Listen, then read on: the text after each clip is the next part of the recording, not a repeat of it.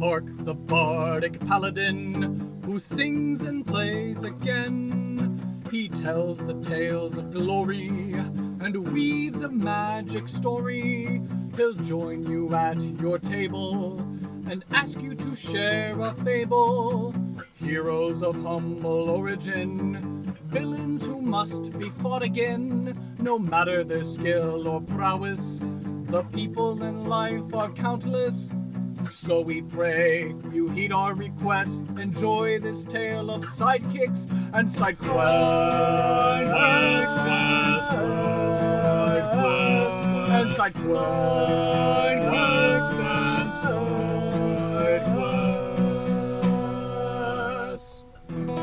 Episode 67, Talin Uran of the Bregan. Welcome to Sidekicks and Side Quests, the Dungeons & Dragons podcast that helps to put humans back into humanity and breathe life into your campaign NPCs with backstory and bravado. That's right, we're building a world, one character at a time. I am your host, Kurt Krenwelge, the Bardic Paladin, and I'll be joining Sarah Thompson's table in the Levitating Platter. Howdy y'all, welcome to another exciting episode of Sidekicks and Sidequests, the first one of the new year. So happy new year everyone. It's the best unofficial D&D podcast in my humbly biased opinion. I've got a wonderful guest lined up for this episode, but before we get to reveal our mystery guest, I have to introduce and tell you about our first sponsor, Plus One EXP. Tony Vicinda, of course, is the mastermind behind his mastercraft of beard balms, game design, and community building. He has all of the different kinds of beard balms named after the basic stats of Dungeons & Dragons. So get a bottle, apply it to your face, and smell the sweet aroma and the sweet victory that comes along with increased strength, dexterity, charisma, and more. Beards and Beyond is the independent RPG that helped to launch this brand, and Tony has collaborated and developed several other RPG projects, including Repugnant with Terrible Games, iToaster, a Brave Little Toaster-inspired tabletop game, and Down We Go, a game which seeks to capture the heart of old-school tabletop gaming. And of course, it's the Christmas tide season still going on, New Year, and if you didn't know, Tony also has a game called the Santa Side Squad, which is really cool. If you support Plus One EXP, either by buying something or supporting them on Patreon and the like, all of that money goes to help funnel into the Plus One Forward program, which seeks to support additional independent tabletop content creators to continue making awesome stuff. I highly encourage you to go onto social media, follow Tony and Plus One EXP on all those platforms, Twitter, Facebook, YouTube, Twitch, in order to keep up to date with all the various projects he's working on, as well as upcoming interviews, one-shots, and actual plays of some of these amazing games. So if you don't mind, head on over to plus1exp.com, and when you go to the store part and you want to buy some stuff and you see that checkout promo code box, go ahead and use my code Randolph when you're buying a beard balm or a game in order to get some savings on your purchase at no extra cost to you. So again, the code is Randolph at checkout on the website plus1exp.com. With all of that out of the way, hello, mystery guest from across the pond. How are you today? Hello, I'm good, thank you. Awesome. Well, for those of us that don't know, would you please introduce yourself and tell us what it is that you do? Sure thing. Hi, I'm Sarah Thompson. You probably know me from Twitter as Mustang's Art. I'm the creator of the homebrew 5th edition Dungeons & Dragons Combat Wheelchair, and all of the stuff that comes with that. I also work on a bunch of different tabletop games as both a writer and game designer, and also from a disability advocacy and inclusion perspective, and sensitivity reader, and all the fun stuff that comes with that. Some of the things that I've worked on include The Witcher, Cyberpunk Red, as well as both Starfinder and Pathfinder. And I've also done other stuff with other companies like Steamforged Games, producing Bardsung with them. And if I'm not mistaken as well, you did get to contribute to MCDM Productions Arcadia as well. I did, yeah. And funnily enough, I made an NPC for that. Yes, I know. I Yeah. saw that and was very impressed and thought this guy is super cool. He was a very fun passion project. Awesome. Well, I think this is, as we say in America, a softball question, but do you currently or have you ever played Dungeons and Dragons before? Yes, and I'm currently in a campaign right now. In fact, right next to me here are all my drawings for a character that I'm currently playing. Oh, cool. His name is Kez, and he is a blood hunter in a homebrewed game, which my friend is DMing, and he's a wonderful DM. And literally last session, I accidentally unleashed a fae, an archfey back into the world that shouldn't be there. So that's fun. Oh, there we So go. yeah, Just a little bit of chaos, no harm, no foul. just a little bit. Yeah. That's amazing. Well, of course, this podcast is called Sidekicks and Side Quests, so we like to ask the questions of, do you happen to have a favorite NPC from an RPG, video game, film, television, etc., literature, take your pick, and why are they your favorite NPC, sidekick? So from video games, in Dragon Age, it would be Varric. I absolutely love Varric, and I think it's a crime that we can't romance him in Dragon Age games. An absolute crime. Um, and also from video games, but from the novels as well. Regis from The Witcher, both the Blood and Wine expansion and the books that he's in. He's just a great character. He's one of those like charismatic know-it-alls, but is very charming about it, and it's just like a very endearing character. And he's also a super old vampire who's like 800 years old and decided to stop drinking blood and being a surgeon instead, and he helps people because he's gathered medical information across the centuries and helps people instead, which Okay. he's just a cool character concept. Yeah. And yeah, there are quite a lot of NPCs, really.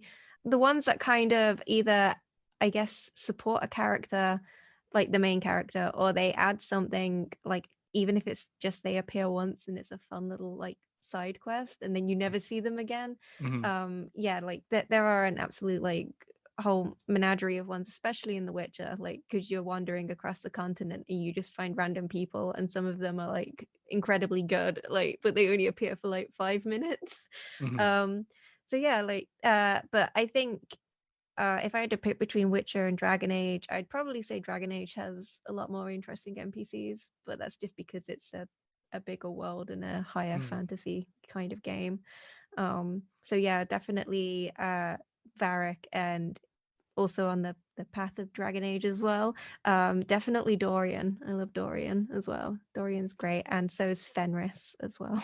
Okay. We've got a whole bevy, a whole cast of Yeah. characters for an answer. That's great. Uh, It's all about discussing and figuring out how all of these otherwise seemingly minor or characters that just kind of blend into the background really make a difference in the world and bring it to life, which, it has done in both of these properties that I'm not totally 100% familiar with. but that's okay. I learn as I go. So Yeah. Yeah. awesome. I mean another big one you could say like is obviously from like Lord of the Rings, so like Samwise Gamgee, Mm, definitely.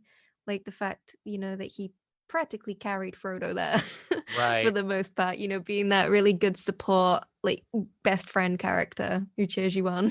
Right, which I know I have had previous guests argue about Samwise actually being more of a main character than necessarily an NPC. So, Yeah. for sure, listeners can go back into our back catalog of episodes and hear Katie Ruvalcaba and Daniel Stewart talk about that. So, obviously, as you were alluding to with side quests as well, do you happen to have a favorite side quest either from video game, RPG, movie, film, literature, etc., and why has it been one of your favorite side quests?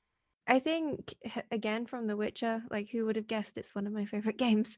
Um, but from Witcher 3, I can't remember the exact name of the quest, but it's the one where you have to go to Skellige and you have to fight a Heim, which is a ghost that is entirely made of darkness, and it latches on to people who have done something wrong and need to like atone for what they've done, and basically punishes them until they eventually die from it.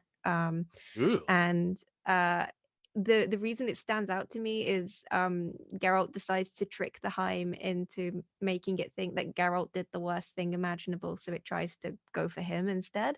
And that requires you having to take a baby and throw it in the oven. Ooh, wow. Yeah, I know this property comes from Poland, but I didn't realize Poland was this hardcore. That was the thing, the though, winged is like, Hussars, I should know better. well, I was like, oh my God, like, okay, I guess I have to throw the baby in. And like, I did. Like, you have the choice not to, but I did because I was like, maybe it won't be a bad choice. Like, and I'd saved beforehand just in case. Of course, save often. I got a bad multiple save outcome. files. And threw the baby in, and it was just like a trick. Like, it actually, there was a woman waiting on the other side, and like it only looked like it had been ignited. Oh my goodness. But Oof. Geralt didn't know that. Like, he was just trusting that something wouldn't go horribly wrong, which is why the Heim gets tricked. But like, that made me, like, as a player, like genuinely panic, because I was like, Right. oh no, I've just thrown a baby in the oven. Right. No, I mean, you're describing it now and I'm panicking even, so. Yeah. And that was one that like just really stood out to me. And there's another one as well, which is a lot of the time in The Witcher, the best ones, like the side quests, are the ones where there are monsters, but you don't always have to kill them, because they're either sentient, or because they literally have done nothing wrong and it's the fault of the humans for aggravating it. There's a really good one with the Leshen, which is also on Skellige, and Leshens are my favorite monster from the series. They're like these big humanoid kind of creatures made from the forest, and they're about like 10-12 feet tall, and they have like big stag skull heads with antlers on them, and they summon ravens and wolves to fight you with. And if you're in Wales, apparently they come to your door and rat battle and ask for treats and stuff, right? If I'm understanding culture correctly. I mean, yeah, there's definitely that kind of inspiration of the Mary Lwyd from it, and there is also some Slavic inspiration. I can't remember exactly which it comes from, but yeah, and there's a really good quest where like basically this very remote island in Skellige has this culture of, they send their warriors there to like make offerings to it, and the Leshen like protects them and stuff, and you have to come to the decision of because the Leshen like chooses a single target and this woman's going to die, of either letting the woman die and letting the Leshen live because it contributes to a culture, or killing this Leshen that's like 1,000 years old and just for the sake of like one woman who may or may not die. So it's like, you know, having to juggle a lot of like, because the thing about The Witcher, when people play it, they're kind of shocked by the fact that it's not black and white. It's very just morally gray, and you've kind of got to pick what you think is best and stick by it. Which is why like the quests are so fun. And I like playing Geralt with like all of his own morals and how he sees the world and what he chooses to do. And I chose not to kill the Leshen because I couldn't do it. They're my favorite monsters. But besides that as well, like you find out that like the human woman had done certain things, and it's like, okay, I understand now, and like it contributes greatly to the culture, and it protects this whole island with magic and stuff. And I don't want these people to all die out just because one woman might die out. So yeah, I was gonna say, hardcore.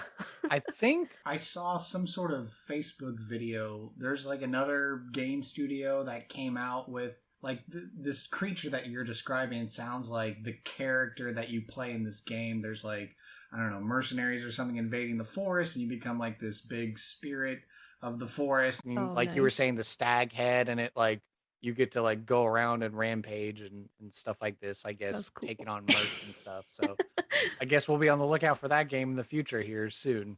So definitely. Right. And then the final question that we ask to end the personal interview section is, what are you passionate about and why? I guess just creating things for tabletop, really, which, you know, it's lucky because that's my job. You know, and I'm really passionate about that. And even if it's not always disability content, I enjoy making magic items. I enjoy making things that I know will make players do double takes at tables or make DMs really excited to use them. And you know, I also really love the disability side of what I do because I like knowing that my work is put out there, and you know, that there are people who can then play a character who's like them, because you know, everybody likes to say, oh, my character's not like me, but there's always like something very small that you make them like you, whether it's, you know, they get anxious over certain things, or they you know, tell silly jokes like you may tell jokes and that kind of thing. You know, you want something to relate to them with. And just knowing that I contribute in a way to helping disabled people actually have, you know, good, valid representation in both fantasy and sci-fi, which, you know, there have been problems in both in the past, and getting to be contributing towards this kind of turning point of changing things is great, and it's just really fulfilling, and I'm very passionate about it. Right. And yeah, like my passion for the combat wheelchair hasn't died like since I posted it. So I do, yeah, because I think that segues perfectly into, you know, just kind of organically forming this question of, I remember, you know, it was the ending part of campaign 2 for Critical Role, those of you not in the know, and Matthew Mercer introduced this NPC who was utilizing this combat wheelchair that you had invented, and all of a sudden, like overnight, if you weren't already popular on Twitter, suddenly your Twitter follower count just kind of exploded, and it kind of started this whole debate. And yeah, you know, truthfully, yeah, there were people that, you know, perhaps knee-jerk reacted a little too quickly, and some people that embraced it. So maybe just kind of talking about that a little, you know, because obviously that led you to do all these other projects that you were excited to work on. You know, I mentioned the, you know, the MCDM Arcadia article where you made another NPC character that utilized disability rules and tools that you came up with. So what has that all been like? it's kind of been wild. It feels like it's been longer than a year, but it hasn't. Because you know, I posted the combat wheelchair just in August last year, in 2020, and you know, the whole being part of Critical Role as well, that was really wild as well, and like it definitely contributed greatly, I think, to, and like I'm forever grateful to Matt for reaching out and asking if he could use it, because honestly, it helped normalize it. Like you said, there were knee-jerk responses of like, that's ridiculous, it can't be in D&D, which, you know, is a silly argument. But you know, it kind of, after that initial response, when Matt just showed this character being a genuine person, because that's what Yeah. disabled people He was are. good at his job. It didn't Yeah. matter that he used a wheelchair. Like, he got the Mighty Nine exactly to where they needed to go, and he was a good backup bro. Yeah, he was great. And there's always that, like, because I tuned in to watch the episodes Dagen was in, and you know, I was up until like 2 a.m. waiting for the stream to start, and you know, getting to there's that one bit that like really stood out to me where Dagen gets first introduced, and I think it was Jester who says what is it she says? Oh, she says, are you sure you'll be all right, like on the snow with your wheelchair? Valid question to ask. And he just laughs and says, oh, I just hope you can keep up. Yeah. And I was like, yes, that's badass. I loved that so much. And you know, even you got to see in chat like the progression of people getting really excited whenever Dagen was brought up, and you know, getting to know him as a character, and seeing people cosplay him as well, like disabled people in the community cosplaying him, people making miniatures of him and making artwork of him, and the fact that my name is on the Critical Role wiki as having contributed to Critical Role, which is just really wild. And yeah, with Arcadia as well, getting to make characters who don't just use a wheelchair, that they use other mobility equipment, and how they use it. is also like amazing to do. And I also got to include things like sign languages and a section on how disability is only a part of a character and it shouldn't be their only defining trait, and how you can go about, making this character a character, and the things that he likes and that he does. And just getting to do that and then getting to see the artwork that they made of that character afterwards was just really cool. It's all been wild, and like there are more projects and stuff that are coming out that I got involved with from a disability point as well. So lots of stuff to be excited about, even stuff that's non-disability. Like well, technically there are disabled NPCs and stuff in it, but I got published in Book of Tales, which is my first Witcher adventure to be officially published. And getting to see people's responses to the character in that. There's a blind character called the Witcheress, who uses a seeing eye cane, and it tells you how to roleplay that and how to roleplay her as a character, as well as fleshing her out as an actual character as well. That was great. And just having Artalsorian Games be super supportive of that, and then bring me on to help with the cyber chair for Cyberpunk, and even just normal wheelchairs for Cyberpunk as well, was really cool. Yeah, no, it's certainly all good and very cool. I know it's made me think more so of, oh yeah, these are normal people, and I need to try and do my part as a dungeon master who is trying to run games and stuff in my way, in my game, hopefully being able to pick up those combat wheelchair rules and have those made available for any other player characters in my game, or just being able to be like, oh yeah, this NPC, yes, they use a wheelchair. It doesn't inhibit their everyday life in any way whatsoever.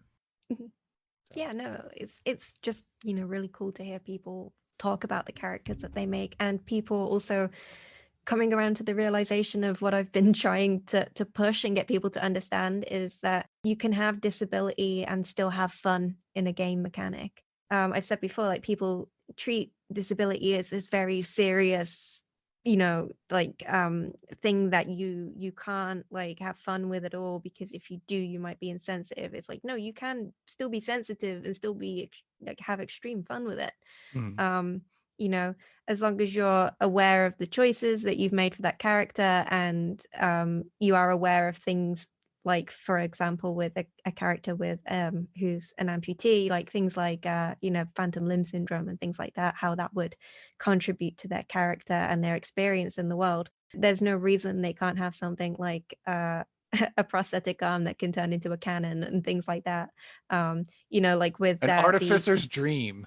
Yeah, like with the combat wheelchair I made, and the artificer subclass I made for it, and the fact that it turns into like a mech suit for different things that you may need, and it can be a bipedal one or it can be a quadruped one, so like if you need it to do certain things, it can transform. Well, without further ado, after learning so much wonderful information about my wonderful guest, I think it's time we head into some NPC creation.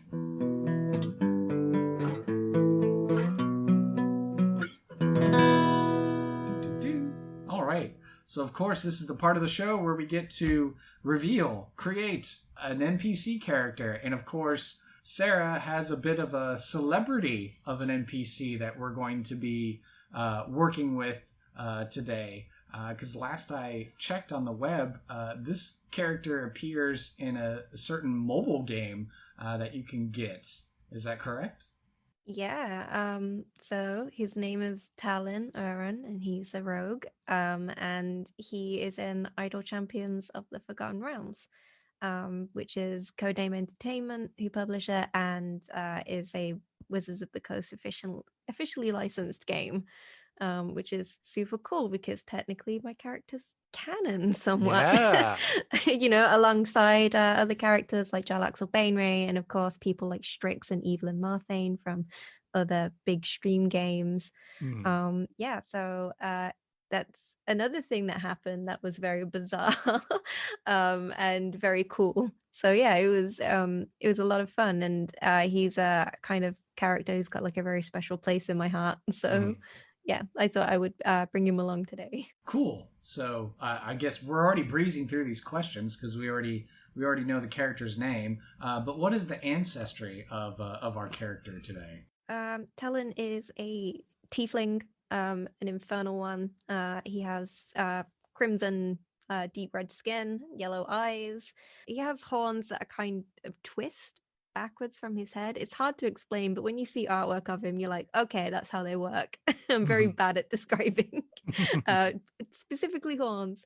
And he has, a scruffy beard and messy black hair. He wears a lot of green and leather armor. And he has a combat wheelchair. Yeah, so that's pretty much the premise for him. And his combat wheelchair has a bunch of fun, cool things on it. A bunch of go-go gadgets. Yeah, a bunch of fun things that like a rogue would find very useful. So that's his job then. He's a rogue. Yeah. So typically, I think in Idle Champions, he's either a thief or a swashbuckler, but in my actual games, he's a daredevil rogue, which is a subclass that I made, and obviously that's not in official D&D, so we were like, we'll give him an official D&D class. But he's a daredevil rogue, which a subclass that I made that you can get for free, and it's basically a rogue that can use their wheelchair and tumble and do other things like that. It very much takes inspiration from things like WCXing, which is wheelchair BMXing. I was going to say, you were describing it, and I imagined, like the roll cages in some of these stunt cars are like NASCARs, where it's like they're engineered in such a way so if the car goes tumbling around, then it's like, oh, I'm perfectly fine. The car may be beat up, but like I'm perfectly fine. Yeah. They demonstrated how his chair would normally work if he were a daredevil rogue in one of the Idle Champions comics, which is, it shows Talin kind of doing a stunt off basically a slope that's kind of acting like a half pipe. And he's got his rapier drawn, and Jarlaxle's complaining in the background that he's a show off. And yeah, so that's kind of what he does. And I know I'm talking about like saying, oh, it's a combat wheelchair subclass, but all of my combat wheelchair subclasses can also be applied to characters who don't use a combat wheelchair as well. They're fully flexible and inclusive. And he does a lot of like tumbling tricks, distraction, swift movements. Basically your kind of typical rogue. And then his wheelchair is kitted out with things like traps that he can release and get scat attacks to kind of go across the ground. That's actually one of the things that he does in the video game. When you get a level up, you can choose that feat. He does stuff like that, and like oil grease traps as well. He's got and he has daggers embedded into not the push rim, but the push rim case of like around the wheel, so that when he is rolling along, he can literally just pull one out and throw it if he needs to. And cool. It's got the most noticeable thing on his wheelchair is he has two things. One is a lamp that is like sticks from the back of his wheelchair, and it's a green flame lantern. And then his wheelchair itself, from the axle, is like a kind of pronged piece of metal, which is designed to go into people's shins, like a razor scooter straight to the shin. Yeah, that sounds painful. Yeah, no, this is great. I'm loving this. So let's see, going through our questions here. I know on Idle Champions it lists a specific age, but do you have a different age in mind for Talin? I think on Idle Champions he's 26, and I think that's the age that I'm still currently playing him at when he appears in things. So I haven't used him much in a campaign lately, and that's just because I wanted to play a different character for a change. Sure. But he kind of comes in like as an NPC even in our campaign every now and then. Oh, that's cool. But just with like a different backstory, we kind of change things up and stuff. Just so he has a mustache on and a pair of glasses, so you don't recognize pretty him. much. Yeah. Yeah, he's got one of those gag sunglasses. Like, yeah, he's a great character. Like, and he was my first character I ever made, like the combat wheelchair, to kind of showcase what it could do. That's cool. So extra special and close to your heart. Very much, yeah. So let's see. I think you had gone through most of the physical description of the character. Were there any notes that people would need to know about physical description of Talin? Not so much on a physical description, I think, but it is physically a part of him in that Talin is paralyzed from his lower back down. So he's paraplegic, and his tail also doesn't really move much, and he has things like very bad nerve pain through his tail. And yeah, that's very much like a part of the character, because I write short stories about Talin, which I put online for people to read, and people seem to like them. And it's very much like if you read those, it's like very much a part of the character. Like there isn't a time when he doesn't think about, you know, his tail aching, even if it's just a very background description of it aching. Yeah, he and how he kind of copes with that, and it's very much a part of his character, even if it's not so much a physical description. But it does contribute to the fact that his legs, because of how long he's been paralyzed for now, have muscle atrophy, so they do appear thinner, which is something that I always make sure he looks like in the artwork for him. If you look on the front cover of the combat wheelchair, the most recent one, you can actually see his legs are thinner than compared to like the proportions of his top half. And you know, the artist who does that, Groove, he's amazing, and like always goes that extra mile to make sure that detail's constantly always there in the artwork of him. If you had to describe Talin with 3 adjectives, what 3 adjectives would best work? Cunning, charming, and exploitative. Okay. He sees an opportunity and he takes it. Very roguelike behavior, I would say. What is a valuable item, piece of lore, a secret, or an ideal or concept that Talin ascribes to? So I mean, the wheelchair probably is like number 1 valuable to him. Definitely. And it's extra special to him because before, which is kind of where we're at with me writing the stories, we're still in like the before he gets a proper combat wheelchair, he had like this kind of average wheelchair, which a lot of people seem to confuse as being an everyday wheelchair, but it's not. It's more like a medical one, which aren't very great for everyday use because they have a higher up back and they're clunky and, you know, they're awkward to move around in. He originally had that, and then Jarlaxle just surprised him with a new wheelchair, which Talin fondly calls Edge, because when Jarlaxle gave it to him, he said like, this should give you an edge in combat, and he was like, okay, a term of endearment towards his wheelchair is to call it Edge. And yeah, like that's one of his like most valuable items, and both literally, you know, and like because it's a symbol of something, because he's put so many upgrades on it now that it is very expensive. If he lost it, he'd be pretty upset if it got broken or damaged. And then there is a rapier, which actually is in the Idle Champions game as well. It's a broken rapier, which as you kind of level up and progress with him, it begins to reforge back together, because in his story this rapier was shattered the day that there was an accident at a warehouse. He used to work for the Grandbar's Blades, which was like a pretty old gang from Waterdeep. I think they were like mentioned in like 4th or 3.5 edition. Wow. So like they're pretty like an old gang.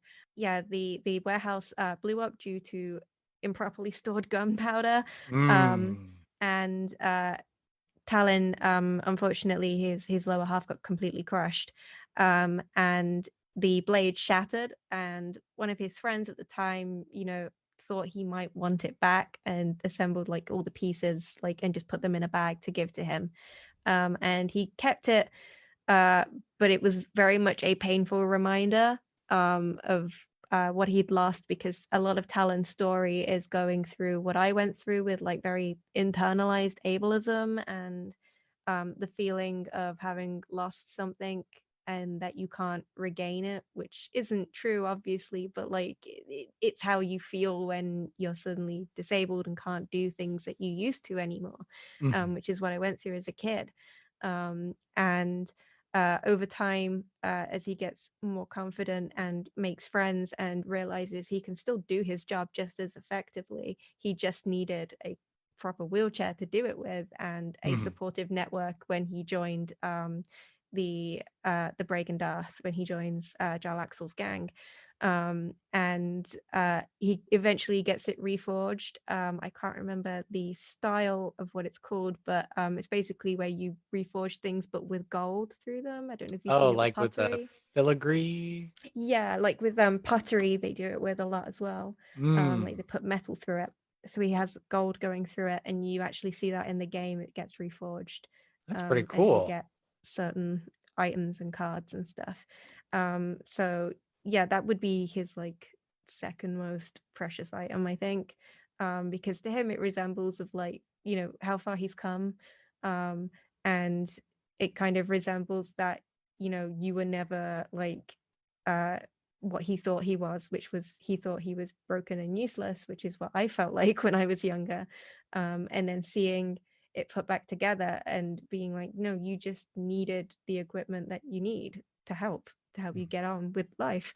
So yeah, to him that's what it means. And yeah, he yeah, like the only other really significant part of the lore is that he you know, joined the Bregan, and became very close with Jarlaxle, to the point where in the game as well they reflect it, that Jarlaxle has this kind of important presence in Talin's life, to where if Jarlaxle asked him to do something or confided in him with something, Talin would do it, like no questions asked. And they made a mechanic in the game specifically for that that if that if Talin and Jarlaxle are together in the same like party formation, you can flip it so that Talin supports him, which in turn supports all of the negative alignment characters, like the bad aligned characters as well.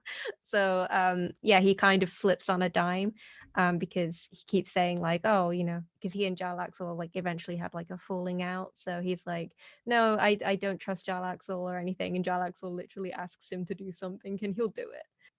Because yeah, he kind of, you know, really does care about Jarlaxle in a way. So yeah, he kind of, that indecisiveness with Jarlaxle, I think, is another big part of his character.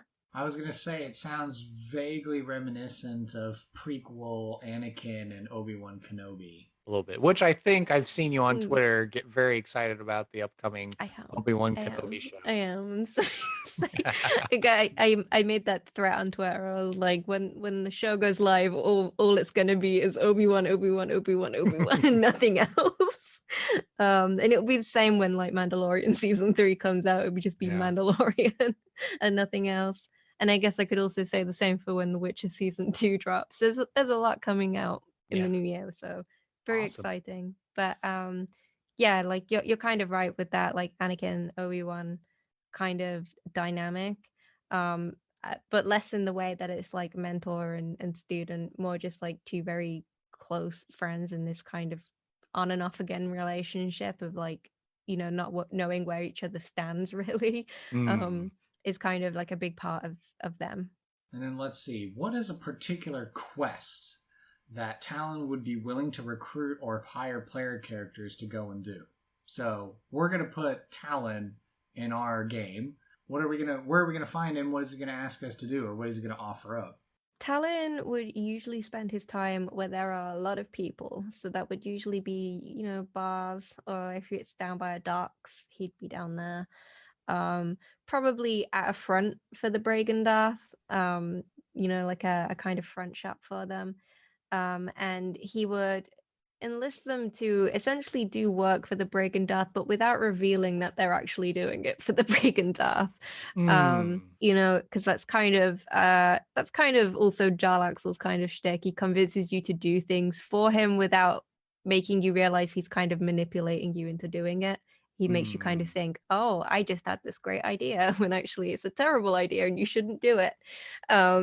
So yeah, he would probably, convince them that he really needs something, or tell kind of white lies in like, somebody stole something and you really need to go get it back for me because it's really important. And would kind of play up on that kind of angle a bit. But I think it also depends on the players as well, because if the players are more like chaotic aligned, or evil aligned, or even just neutral, like he might just be forthright with them and be like, hey, you want a job, like and convince them to he'll either swindle them or like convince them into doing something that will help the Bregan himself and Jarlaxle in the long run. All right, so I guess for our purposes, Talin's going to ask you to go retrieve something which may or may not belong to the gang. He may tell you a story about it, or he may just straight up say, hey, we're interested in getting this thing. We can't get involved directly, but we don't know who you guys are, so maybe you can go do it for us. What is going to be the reward that Talin's willing to offer them for successful completion? I think it would be either something like beyond, your average gold payment or anything. He'd probably offer some kind of small item that grants some kind of either boon or just like like an advantage perhaps on things like sneaking and stuff like that, or it may just be he rewards them with something that the Bregan warehouse is currently stocking, whatever that may be, whether it's something like a pair of like brand new kind of flintlock pistols, or a new weapon of some sorts, or even just like illicit magical things that shouldn't be here clearly, but he might bribe you with, hey, you want some like alchemist fire or something, Okay. kind of under the table. He would probably do that. He would kind of like make it worth the while. I think Talin really understands that sometimes in order to sway people's morals, you've kind of got to really sweeten the pot, and convince them that they're going to get something really good out of it. Even if it's only a very small good something, is just kind of hype it up to be really, really good, that would be his kind of play, as well as like a kind of down payment of an amount of gold to ensure, that they want to do it. But now we have to consider the opposite. What's going to be the consequence of failure or refusing the call to adventure?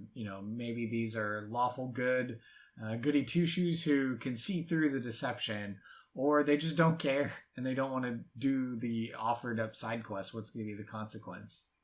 I think Talin would probably initially like try and play it off cool, like, oh yeah, no, fine then, doesn't matter, and probably do something like invite them for drinks, potentially at a overcrowded bar where other Bregan members would be, and potentially make a signal for them to be, a sleight of hand, something gets taken from them, that they may realize later on, kind of thing.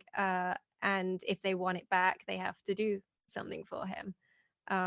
He's kind of underhanded like that. Like he does not care, like moral wise. Like he wouldn't go out of his way like to just outright bully them into it or outright hurt them. It's more just like would inconvenience them to the point that they have to do it.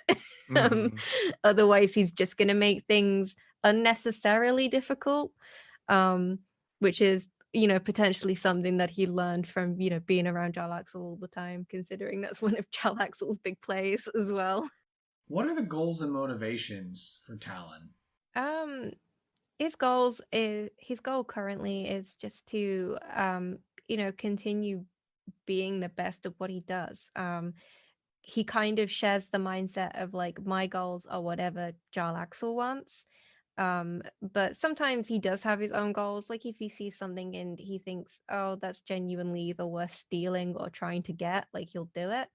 But otherwise he very much not idolizes Jarlaxle, but very much respects whatever Jarlaxle wants is what goes.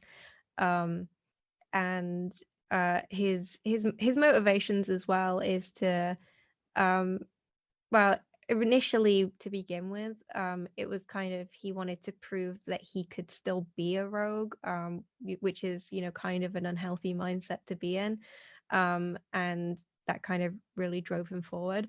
But now his motivation is just to kind of stay at the top of his game, but he realizes he can do that now.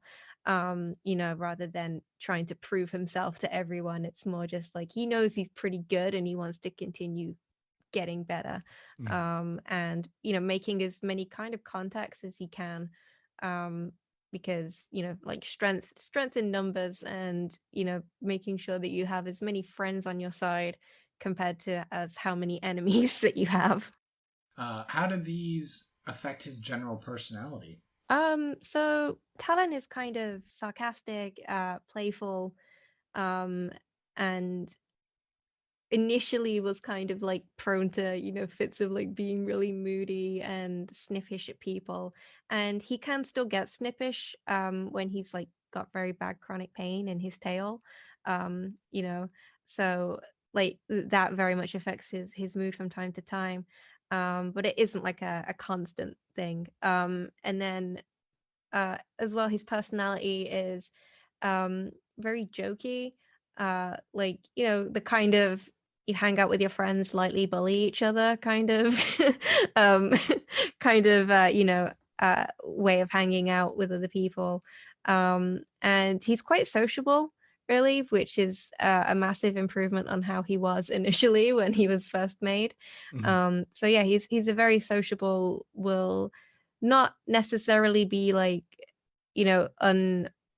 like be nice without strings attached, though. Like if he buys you a drink, he kind of expects something in return.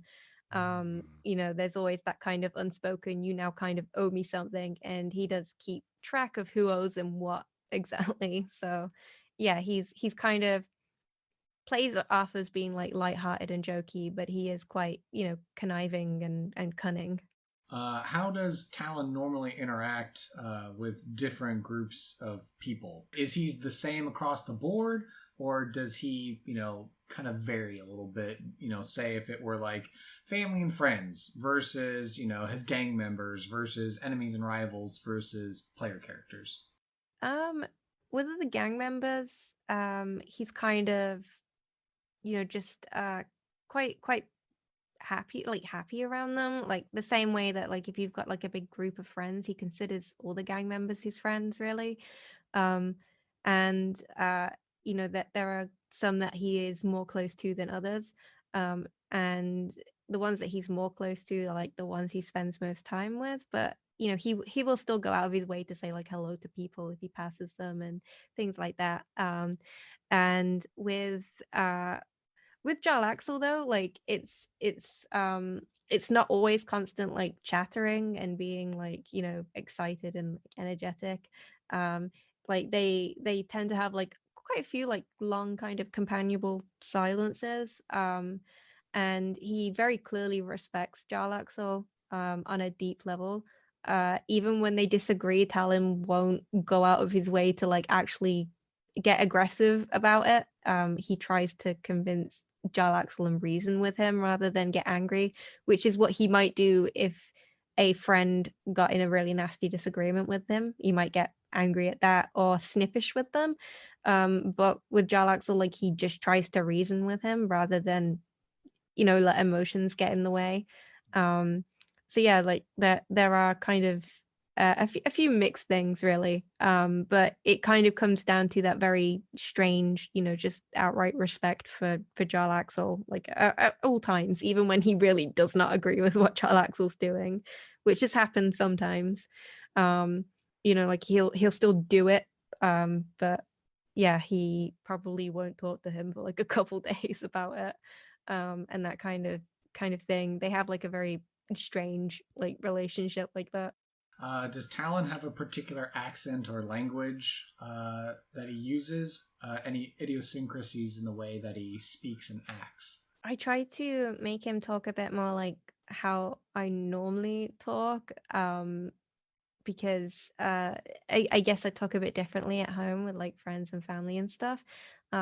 So I'll use like slang that's like local around the area. So like, saying things like in it for isn't it, and ain't, out, nout, that kind of stuff, using old sayings and stuff like that. And if I had to like give him a voice, because I can't really do male voices like very deep or anything, but he does have like kind of a deep voice, like a kind of deep gruff voice, and it would be a West Midlandsy kind of accent from the UK, which is where I'm from.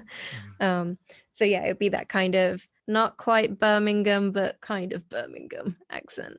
What impact has Talin made on the world? How has he shaped the local area?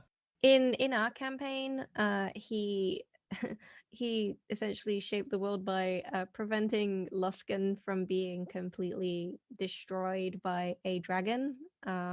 With him and Jarlaxle doing that, and a bunch of other people like Solon Zabrindus, who's like Jarlaxle's one of Jarlaxle's right hand men, and things like that. So yeah, that was the whole time in Luskan. That was after a Waterdeep Dragon Heist campaign, that was, because Talon kind of fit in seamlessly in that setting, and then yeah, we carried on after that. And yeah, he stopped it from being burnt to the ground by I think it was a red dragon. I think it was a red dragon. It was a really big one, like an ancient red dragon. And yeah, like it was kind of fun because like we had to like appease it basically, and like we were able to do it through like charisma essentially in the end. So yeah, it was he kind of, in his local area, is kind of known for preventing more than half of Luskan being burnt down. We couldn't save all of it, unfortunately. And then finally, do you have any current problems that prevent you, Talin, from being a bigger player on the stage? I think at the moment, Talon is kind of indecisive with where he stands with Jarlaxle, and is beginning to have some doubts about certain things Jarlaxle does, or like the ideologies that this man has, that they don't always align with one another. And I guess that kind of freaks him out to the point where he's like, like, gotta stop thinking about that. I just gotta continue on with what he says to do. So I think, he's kind of on the verge of like a coin flip kind of away, I think, probably from snapping at Jarlaxle at one point. So he's kind of resigned himself to doing a bit of, I guess I would say legwork, but maybe wheelchair work. So he's been resigning himself to just working basically, to kind of ignore what's going on. And relying more on people like Solon and his friend Sarin to kind of support him through this. Yeah, so he's at the moment, he's unsure with where he stands within the Bregan. Ooh, all right. Well, with us learning more about Mr. Talin Uran, I think it's time we head into a random encounter.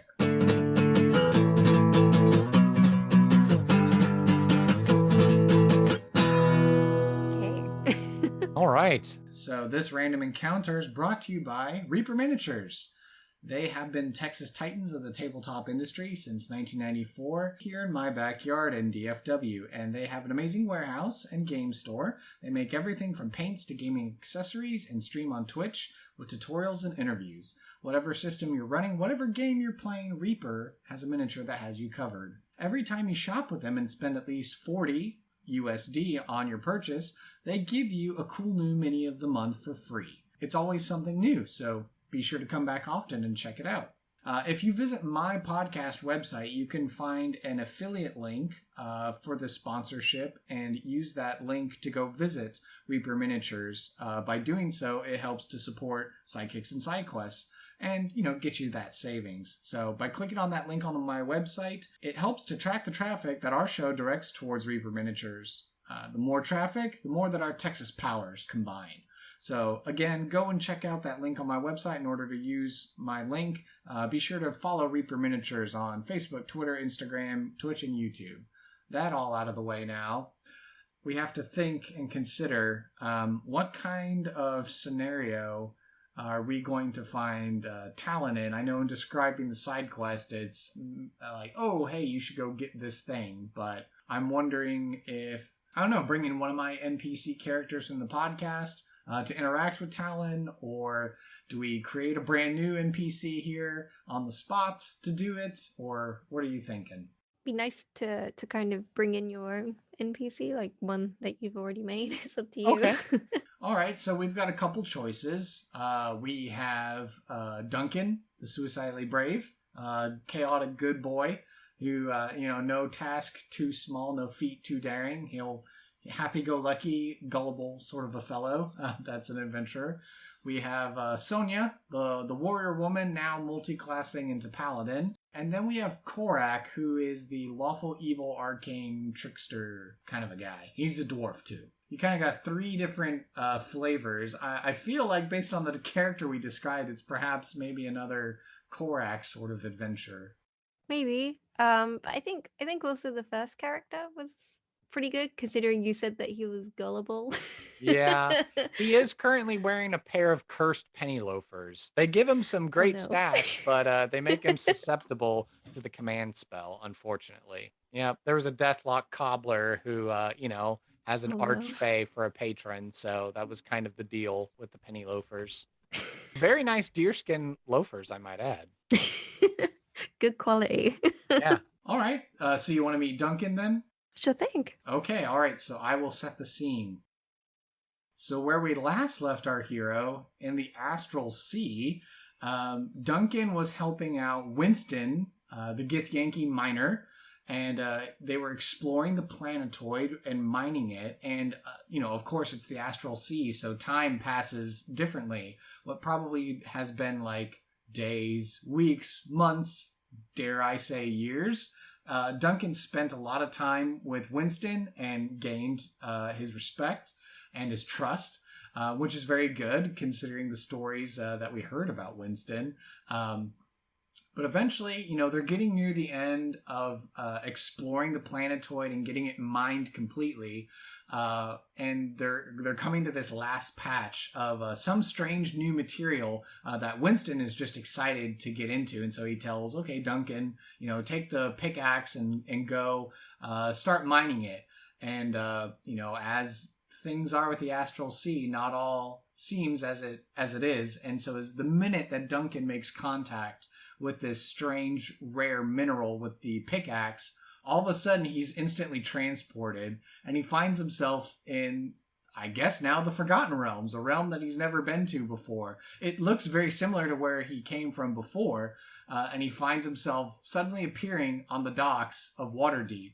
Again, he's like dumbfounded, he's looking around, he doesn't know what's going on, and he's like still holding this pickaxe in his hand, and he's just like, what in the world just happened? And I imagine, if Talin isn't that far away, all of a sudden he just saw someone blink into existence. So how does Talin react to this? Probably a little bit surprised, taken aback. It's an unusual thing, even in Waterdeep. And he'll probably, try and get Duncan's attention, and hail him over and be like, you look a little lost, mate. Yes, I am. I was in the Astral Sea. I don't know how. Duncan probably for the first time really stops to consider. He feels his face. He's got like this full beard that he didn't have before. His hair's a little bit longer. He's got maybe some age lines now or something. He's aged some, but maybe he hasn't. I don't know. And coming to this new multiverse realm or something. But he's like, yes, I was just in the Astral Sea. I was on a planetoid with Winston and we were mining for what seemed like a long time. And he's still holding the pickaxe and he looks at it and he, I guess, hands it over to Talin, who can see it's clearly of Githyanki making as far as this pickaxe is concerned. He's like, yeah, we were mining and I struck this mineral and I now find myself here, which I don't know what this world is. He looks around and Duncan, I guess, rolls an insight check and kind of like, I guess maybe middle of the road as far as this check is concerned. He's like, it looks familiar from where I'm from, but then he'll look over and I don't know, the kinds of things you see in Faerun and Forgotten Realms that maybe aren't the same where he's from. He's like, that looks a little weird, and maybe it's because it's like I don't know, we'll say like a bugbear is having an arm wrestling contest with a stone giant. Like, he's like, that doesn't normally happen where I'm from, so I am lost. Yes, you are very astute and observant. I am very lost. Yeah, he says, well, welcome to Waterdeep. The jewel of the Forgotten Realms, which is where you are. Okay, yeah, he will, he'll roll a history check, and he just kind of like does these, he like has no idea what that is, and he's like, well, I guess that must mean I might have to make my way to a cartographer or something eventually to kind of get my bearings and maybe try and find a way home. But, and he actually takes a moment to stop and look, and he sees the device, the combat wheelchair, which, well, that is completely new. What sort of mechanized robot chair is this? Talin looks at him like a little strange. He's like, it's just a chair, mate, with wheels, and like kind of pushes it to show how it kind of rolls forward and backwards. It's just a wheelchair. Oh, okay. Well, I guess he's seen like the lantern and, you know, maybe some of the other things. He's like, you know, he sees like the nasty shin scraper or whatever, and he's like, well, I suppose they would have, you know, they do have wheelchairs where I come from, but I've never seen any like this before. And yeah, Talon says, yo, it's kitted out to help me do my job, mate. And what is it that you do? I am currently sailing under the illustrious Eyecatcher ship, and he will gesture over to the dock where about 40 feet out in the harbor area by the sea gate is this huge galleon. Definitely, living up to the name, the Eyecatcher. That is a very impressive ship, if I might say so myself. And are you the captain? Oh, God, no. No, but my boss is the captain. Okay. Well, I mean, he checks all of his belongings, and he's like, oh, no, I still have got a fair bit of my stuff, but I suppose if I'm to help get my bearings, it might help to make friends. I don't know. Is there something that I can do for you and perhaps, you know, get a better lay of the land and, you know, make some connections and I guess try and find my way back home? Yeah, Talon smiles at that and says, oh, I'm sure we can make a deal. There are a few things that I could use some help with around here. My boss could certainly use the help. Well, I am a very helpful lad. Well, he'd be glad to hear it. There are plenty of things to do here in Waterdeep. But one of the things is one of our shipments has gone missing from the dock. We think somebody's took it. What? And we specifically think that it is part of the Grandbar's Blades, which is a gang here in Waterdeep. They're known for, kind of taking people's things. It's just how gangs work. We unfortunately can't do anything as we are only visitors to Waterdeep.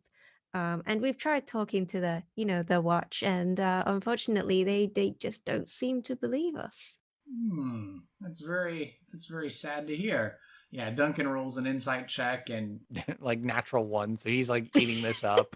He's like, that's so sad and terrible. Reaches in his pocket and he pulls out a little business card and it's like, Duncan, suicidally brave, adventurer for hire. No task too small, no feat too daring. And he's like, I am an adventurer by trade, and my fatal flaw is that I cannot refuse an errand put before me. So if you need this shipment returned to you, I can go deal with these things. And you actually take a moment to look at Duncan, and despite the odd penny loafers on his feet with these coins inside of them, you can look and see he has this crazy hand crossbow contraption on his wrist, and he's got some other gear and stuff decked out on him. And I've picked up some tools and tricks and talents along the way of my adventures, and I feel like I'm up to the task.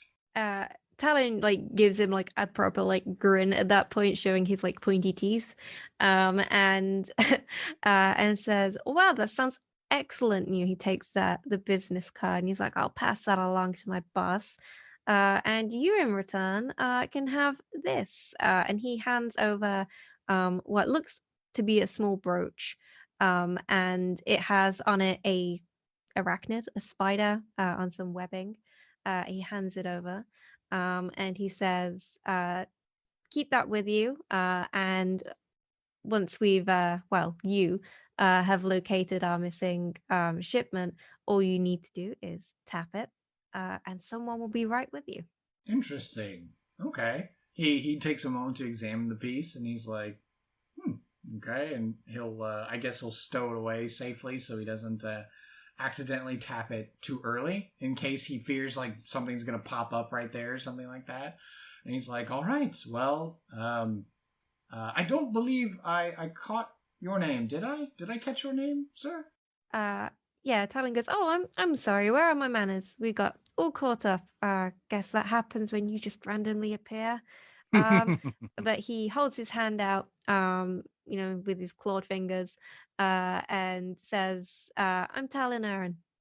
Duncan. And he'll finish shaking the hand, and he'll say, all right, Talin, well, I suppose point me in the direction of where these brogues are, and I will make my way there. Yeah, Talon says, well, come with me. We'll get you a map. We'll get you sorted. And he begins wheeling off. All right, and Duncan will follow, and we'll see what happens to Duncan next time. And scene.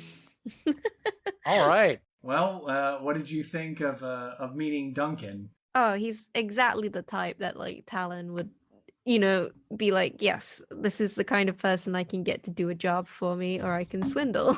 Right. Which is kind of how Talon really operates, Well, hopefully with his exuding chaotic and exuding good, emphasis on the good too, hopefully Talon will, maybe have a winter warlock sort of change of heart and be like, oh, this good person, maybe I could be good too. And then that'll help him on his own personal thing of oh, I like Jarlaxle, but I don't agree with all he does. And, maybe that'll be the catalyst that he needed. Maybe. All right. Well, we have entered into the final thoughts section of the show, so I like to ask my guests, what they thought of their experience and comments and warts and all. No, it was really fun. I enjoyed, just bringing my character and getting to talk about him, and just any chance to talk about tabletop is great. I love doing it. It's always nice to talk with other people who also enjoy it. So there's that kind of shared topic, and have that be the subject of a conversation is just really fun. Especially because where I live, not a lot of people play tabletop, pretty much where I live directly. So a lot of people I talk to are either online or friends that I have to go visit. So it's just nice to be able to just chat about tabletop. I like to give the soapbox, the platform, the stage over to the guests for the final moments. And so if you have any projects that we need to be made aware of, social medias you want to plug, anything, causes, passions, all that, let us know. So pretty much I do everything over on my Twitter, which is @Mustang'sArt. That's also my Patreon username. Basically on Patreon, you can subscribe to get early access to projects and behind the scenes looks at what I'm doing. But for the most part, stuff that's not on Patreon is usually very disability centered, and I always make a policy to have that be 100% free. You don't have to pay for that at all. And my pinned tweet at the very top of my Twitter page is the most recent version of the combat wheelchair, and it's still 100% free to download using your games, and it has loads of subclasses and stuff now. it's a whole big project. It's basically a book now by itself. And I really recommend checking it out. Some great artists collaborated with me on it. And everyone who was a part of the project was disabled themselves, creating disability artwork, which was really awesome. And if you are interested in playing The Witcher tabletop, which is The Witcher Pen and Paper by Talin Uran, you can check them out on Twitter, which is Talin Games, and their website of the same name. And you can get the core rulebook. There's also Book of Tales, which is the newest book released, which has my first adventure in it. It has 6 adventures, and you can put them all together to do like one overarching story if you want. They can all fit together, or you can just play them as one shots. I'm gonna say next year now, because who knows, because of all the print and press changes because of the world at the minute. We have Tome of Chaos, which is another Witcher book coming out. It has been announced. It's adding all new spells, all new lore, adding in NPCs and things. And the starring adventure, the sole adventure, was written by me in it. And I also did some game design stuff. There are a bunch of other projects that are going to be coming out, which I unfortunately can't legally talk about yet, but if you follow me on Twitter, like, that'll be the first place you hear it. Once soon as it's announced, is usually I just straight away tweet it or retweet. So yeah, that's everything that I am currently doing at the moment that I can talk about. I think that's everything. Yeah. Well, Sarah, thank you so much for bearing with us across time and space and oceans to talk with us today with a little old podcast from Texas. I appreciate it so much and hope to have you back on. Maybe we'll have another celebrity NPC character on, or maybe you will test the fates and roll the dice randomly, and maybe we'll generate a fun character next time. Yeah, that'd be great. Yeah, I'd love to. Thank you for listening to this episode of Sidekicks and Sidequests. Be sure to subscribe to the podcast through Apple Podcasts, Google Play, Spotify, and Overcast. Or feel free to save the RSS feed to use the app of your choice. Visit our website, sidekicksandsidequests.com, for links, write-ups of the NPCs, and to learn more about the show and the guests who have been on it. To stay up to date and interact via social media, you can follow the podcast on Facebook, Twitter, and Reddit by searching for SideKQ Podcast. I would love to talk D&D and showcase your fan art, stories of how you used our NPCs, discussions, and commentary. If you would like to hail the bard, send an email to sidekicksandsidequests@gmail.com. To help this show be the resource it's meant to be, I ask that you please leave a review on iTunes to help spread the word, and share our show with your friends and family. Whether you're a veteran player or an aspiring dungeon master, there's something here for everyone, and I want to hear about it. Sidekicks and Sidequests is unofficial fan content permitted under the fan content policy, meaning I'm not approved or endorsed by Wizards. Portions of the materials used are property of Wizards of the Coast, copyright Wizards of the Coast, LLC. Thank you for your support, and I'll see you at the pub next time. Bar to rock on 1, 2, 1, 2, 3, 4!